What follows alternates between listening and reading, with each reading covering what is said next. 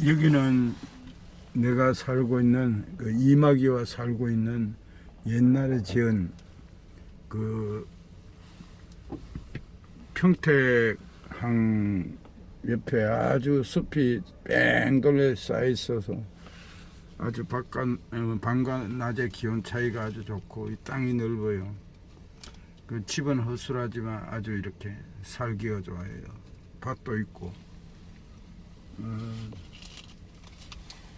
우리가 그 제주 4.3 사태라는 게 있죠.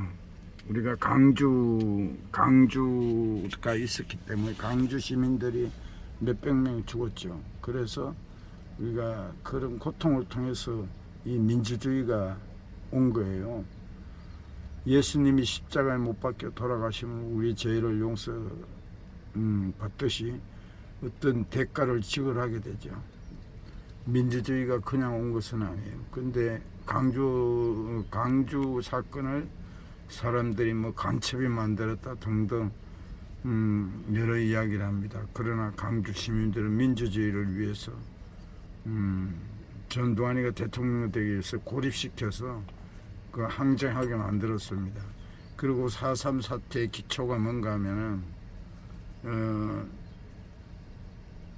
그 경찰들이 일제 치하가 끝나고 미국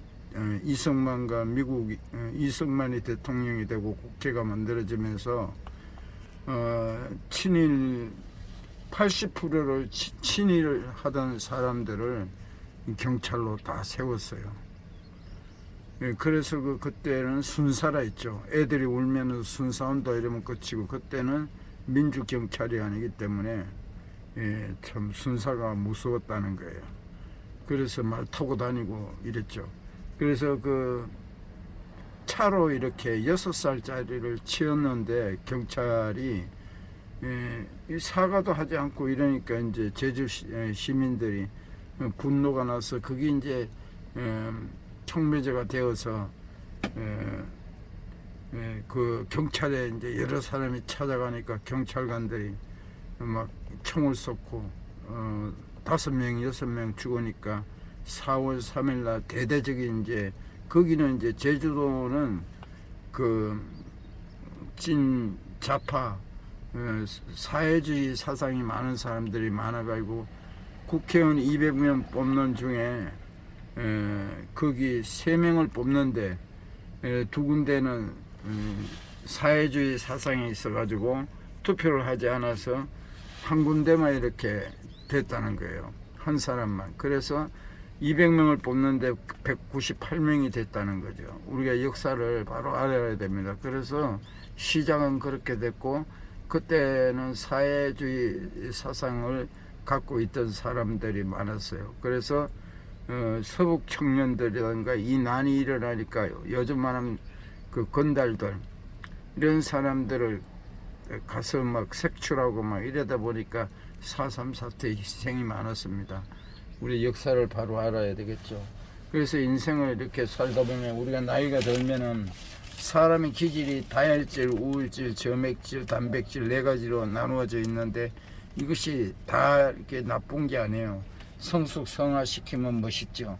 그러나 우리가 나이가 들수록 성격이 서로 틀려도 기질이 다 틀려도 중요한 것은 신앙이 있든 없든 참 어디 가서 순수하다는 말을 들어야 돼요. 나이가 들수록 딱 눈 째려보면서 상대방을 뭐 이렇게 간보고 이러면 안 되고, 진짜 나이가 들수록 순수한 사람에겐 좋은 사람들이 많이 붙습니다. 감남산은 예수님이 석간을 쫓아서 가실 만큼 혼자 기도하기에 적합한 장소로 보입니다. 그런데 오늘 주님께서는 이전과는 전혀 다른 모습으로 고뇌에 찬 기도를 하셨습니다. 여기 주님은 어둠의 세력이 주관하는 가정 안으로 들어서서 결국은 그것을 정보하십니다. 고뇌에 찬 예수님은 제자들이 유혹에 빠지지 않게 기도하기를 원하셨습니다. 잠시 후편 피할 수 없는 시험이 다가올 것을 감지하신 주님께서는 혼자 계시기 위해 늘 가셨던 감람산으로 향하셨습니다. 그러다 여전히 이스라엘의 회복에 대한 기도로 부풀어 있던 제자들도 그분을 떠나려 하지 않고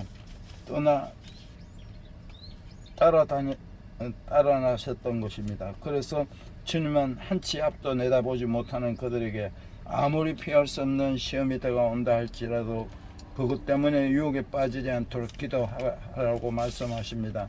기도하지 않고는 이런 종류의 유혹을 물리칠 수 없기 때문입니다. 고뇌에 찬 예수님은 내 원이 아닌 아버지의 원대로 되기를 원하셨습니다. 예수님께서는 제자들과 돌 던질 만큼 떨어져 혼자서 무릎을 꿇고 기도하셨습니다.